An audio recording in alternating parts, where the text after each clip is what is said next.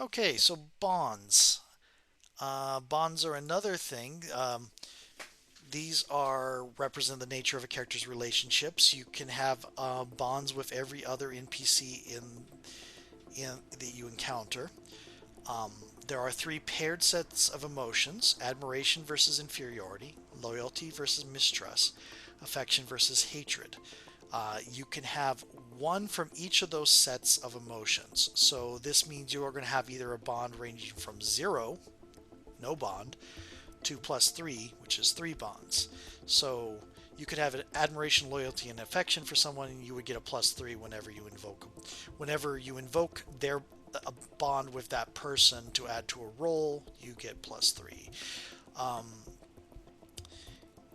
you cannot have directly opposing bonds. You cannot both admire someone and feel inferiority towards them. You cannot both be loyal and mistrust them. You cannot have both affection and hatred. But you can have mixed bags because you can have loyalty to somebody that you hate, for example. And those are kind of broad considerations.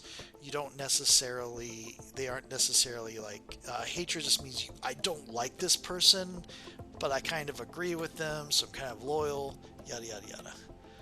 Um, oh yeah, inferior is you envy this person or feel you would be powerless against them.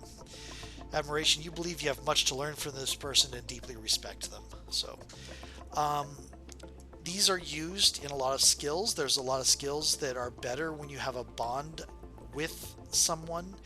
For example, the Dark Blade uh, can do more damage to characters they have bonds with. So and they have ability to set up bonds of hatred to somebody on the field.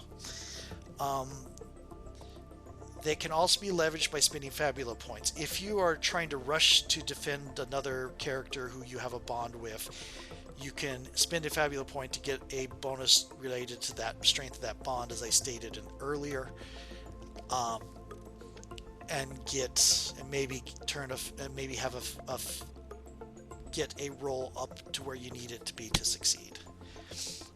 So that is bonds. They're very simple. I mean, I've seen more complex versions of these systems, but I think the simplicity of this one really does it in good stead, especially since you can broadly interpret what each of those terms mean.